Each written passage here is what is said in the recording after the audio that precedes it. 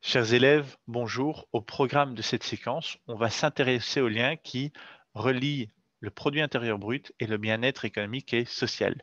L'essence même de cette vidéo pourrait être résumée en une phrase prononcée par Robert Kennedy en 1968 et qui nous dit: le PIB mesure tout, sauf ce qui fait que la vie vaut la peine d'être vécue. Laissez-moi développer cette affirmation. On va commencer par un bref rappel de l'auteur de cette phrase, Robert Francis Kennedy, également appelé Bobby Kennedy. Il faut savoir que cet homme a été sénateur au Capitole à Washington.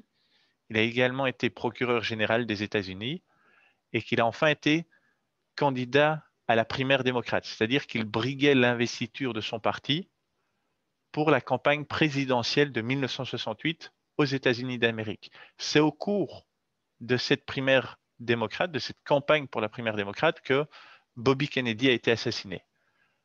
Cela ne vous aura pas non plus échappé qu'il porte le nom de famille d'un ancien président américain, John Fitzgerald Kennedy, lui aussi assassiné. Il faut savoir que Bobby et John étaient frères. Alors, en 1968, au cours de sa campagne pour les primaires démocrates, Bobby Kennedy a été amené à prononcer beaucoup de discours, notamment sur le PIB à l'Université du Kansas. On pourrait donc résumer son intervention par une phrase: le PIB mesure tout, sauf ce qu'il faut que la vie vaut la peine d'être vécue. Vous trouverez à la fin de cette vidéo le lien vers son discours en entier que j'ai pris le temps de traduire en français, de sous-titrer en français. Mais donc voici déjà la traduction en français de son intervention alors. Bobby Kennedy nous dit: notre PIB prend en compte dans ses calculs la pollution de l'air, la publicité pour le tabac et les courses des ambulances qui ramassent les blessés sur nos routes. Le PIB comptabilise les systèmes de sécurité que nous installons pour protéger nos habitations et le coût des prisons où nous enfermons ceux qui réussissent à les forcer. Il intègre la destruction de nos forêts de séquoia ainsi que le remplacement par un urbanisme tentaculaire et chaotique. Le PIB comprend la production de napalm, des armes nucléaires et des voitures blindées de la police, destinées à réprimer les émeutes dans nos villes. Le PIB comptabilise la fabrication de fusils et de couteaux, ainsi que les programmes de télévision qui glorifient la violence dans le but de vendre les jouets correspondant à nos enfants. En revanche, le PIB n'intègre pas la santé de nos enfants, la qualité de leur instruction, ni même la gaieté de leur jeu. Le PIB ne mesure pas non plus la beauté de notre poésie ou la solidité de nos mariages. Il ne songe pas à évaluer la qualité de nos débats politiques ou l'intégrité de nos représentants. Le PIB ne prend pas en considération notre courage, notre sagesse ou notre culture. Il ne dit rien de notre sens de la compassion ou du dévouement envers notre pays. En un mot, le PIB mesure tout, sauf ce qui fait que la vie vaille la peine d'être vécue. Alors Bobby Kennedy a bien entendu raison. Mais la question qui se pose alors, c'est pourquoi attache-t-on alors autant d'importance à un indicateur qui a tellement de limites, tellement de défauts? Un auteur américain, professeur à l'université de Harvard, Mankiw, a donné des pistes de réponse dans son ouvrage de référence.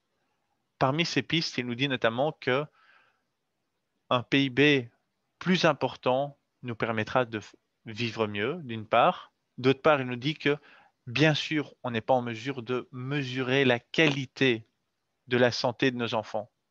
Mais par contre, ce qui est sûr, c'est que les pays à PIB plus élevé ont les moyens d'assurer des prestations médicales de qualité pour nos enfants. Bien sûr, on n'est pas en mesure de jauger la qualité donnée à nos enfants. Mais par contre, les pays à PIB plus élevé sont dotés de systèmes éducatifs de meilleure qualité.